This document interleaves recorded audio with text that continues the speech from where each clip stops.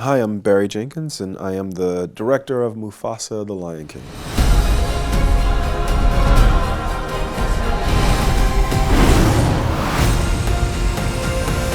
Yeah, with Mufasa, I was really interested in this idea of nature versus nurture, especially because in this film, we're dealing with two characters that for 30 years, people have kind of known exactly who these characters are. And I think 30 years is a long time to have a single idea or image of a character.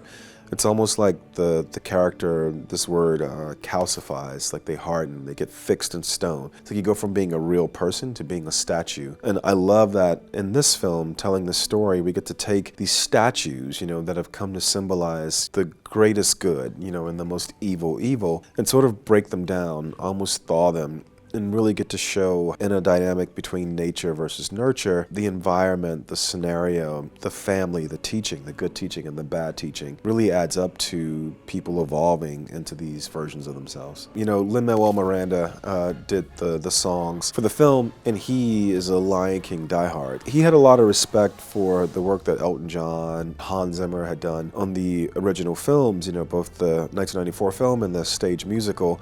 And he wanted to be respectful of those things, but we're telling a completely different story, and so that demanded completely different songs. And so we tried to take the energy and the spirit of that music, because for something to live on for 30 years, there's something really moving, very powerful about that music. We tried to respect that, but also evolve with the help of Lebo M. He sings the very first song in the 1994 film, and the very first song. Between Lin, Lebo M, our composer Dave Metzger, Nicholas Bertel, who I've done Moonlight, a Bill Shrika talk with. Nick worked with Lebo and the South African choir. It was like a whole village of people working to not replicate what Elton John and those folks had done in 1994, but to sort of move in the spirit of what they had done. It was dope. So the writer Jeff Nathanson, he wrote the original script for this. When the script first came to me, I actually said no to the project without reading it. Like I assumed the audience will. I assumed I knew everything about Mufasa, and I assumed I already knew also what would be an interesting version,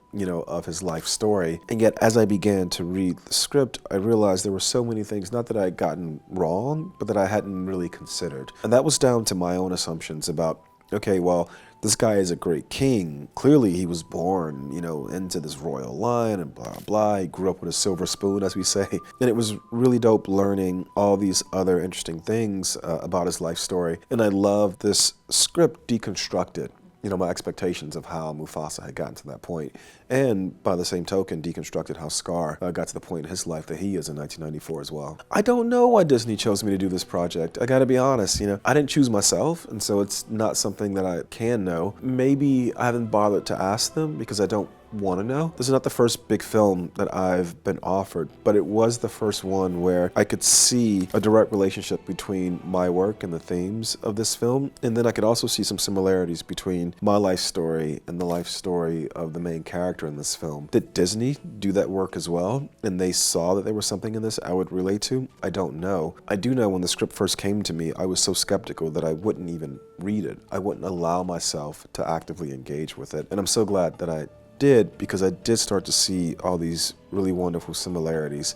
And maybe for the studio, it was just that the themes were similar. And they wanted someone who would go deep on these themes, and maybe also someone who could take an image that we assume we know all the contours of, and maybe use an aesthetic lens that still reveals some interesting things that maybe aren't readily available to the human eye.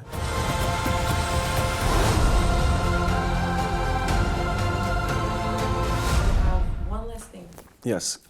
We prepared a little thing for you. Oh, that's a big thing. What is this? This Mbappe in Disney form? Because that would be awesome. I'm a big Mbappe fan. Yo, this is wild. Oh man, but see, it's triggering.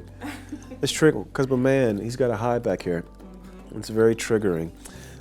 This is very cool. Thank you very much. This is going in the office for sure. Thank you.